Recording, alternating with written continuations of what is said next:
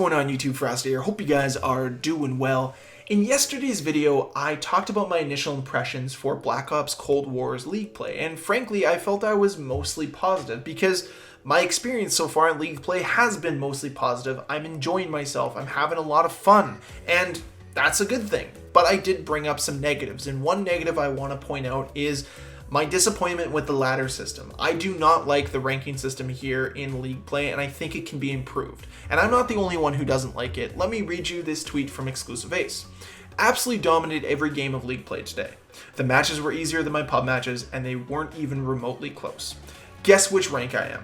And I think he's competitor, but I can't tell for sure. It looks like he's bronze. I can't tell from the picture. Anyways, that's beside the point. Until I can see the logic behind their ranking system, like a visible elo score, I see no reason to play it again. Person comments, no reason to play it again, yet you dominated? Don't really understand that one, Ace. League play should be about competition and skill, and your rank should be a reflection of your performance. I don't play League play to stomp lobbies against players I have no business playing against in rank mode. That's what pubs should be for. Now, I'm going to take that last part of the tweet and just say I 100% agree with Ace here. Pubs should be about just playing against whomever, whether they're your same skill or not. You should just play against whomever. It should be all connection based. We've been hammering this drum for a long time. We've beaten this horse to death multiple times. It goes without saying at this point. They need to do something about the skill-based matchmaking in public matches. Now, how do you fix the ranked elo system in Black Ops Cold War's League play? This is how. And it's going to borrow some aspects from Halo 3. Now granted, Halo 3 is probably the least transparent elo system you'll ever see. You can win 5 straight matches in Halo 3, not rank up, lose 1, and D-rank. And you're like, what the F? And yeah, it was a very frustrating grind. Trust me, I lived it. I think I got up to 44 or 45, and that was it. At some point, you just stagnate because you've accumulated too much XP, so you can't actually rank up anymore.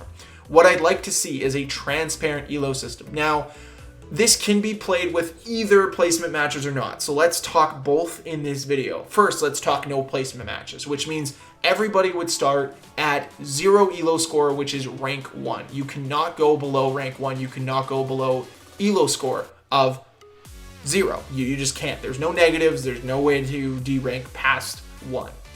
Now, from there, every win you amass, you get performance bonuses for kill-death ratio, you get performance bonuses for score, you get performance bonuses for objective. Your elo score will go up. So let's say at 500 elo score, you're now rank 2. At 1,000 elo score, you're now rank 3. 1,500 is rank 4, and so on and so forth. And it can go exponentially all the way up to level 50, level 100, whatever you want it to be. And this will reset every 2 weeks. So you work as hard as you can to get as high of a rank you can, and that displays on your player card. It says, in season 1, you reached up to level 89, elo score of this. Perfect, great, that's awesome.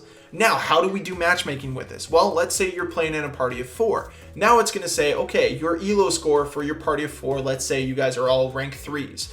Okay, your elo score altogether is 4,000. So what we're going to do is we're going to look for an elo score of 4,000 for you guys to play against. What's the most common elo score to play against? Well, if everyone's 3s, so that everyone has 1,000, you play against that. So your total elo score of your party should equal the total elo score of the party you're playing against. That way, that matchmaking is completely even regardless of what you're doing.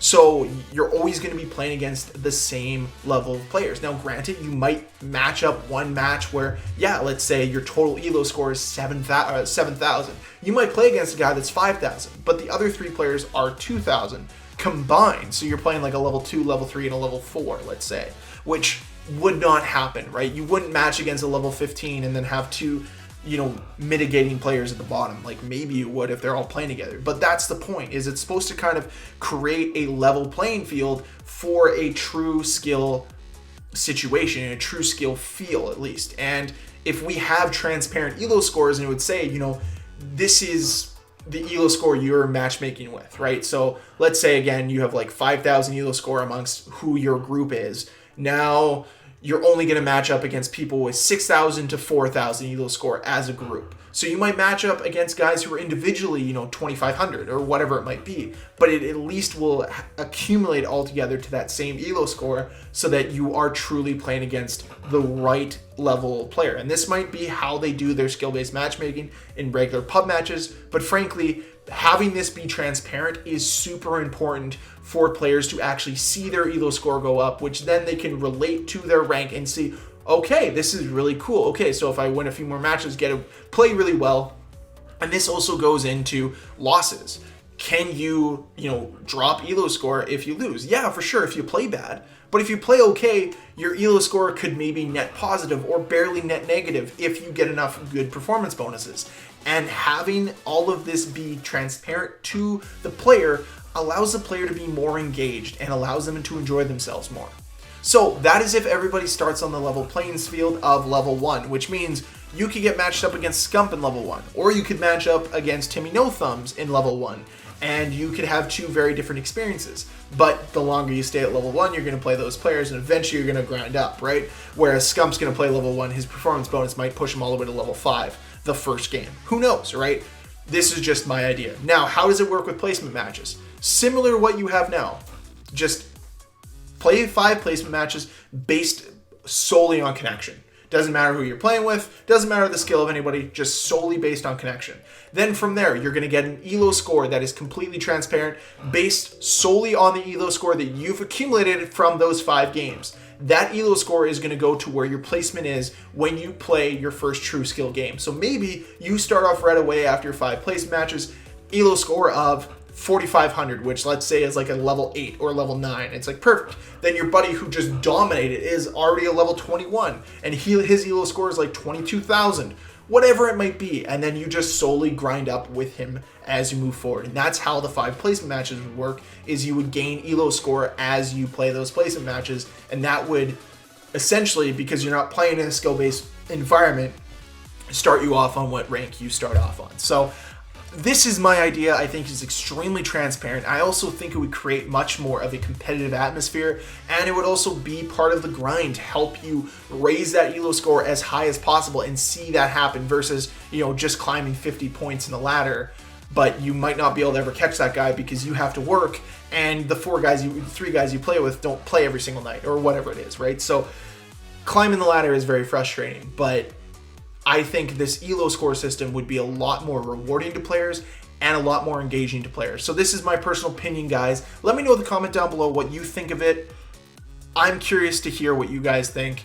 Let me know in the comment below. Thank you guys very much for watching. If you enjoyed it, please hit that like button. If you want to see more videos from me, please hit the subscribe button. And I'll see you guys in the next video. Bye.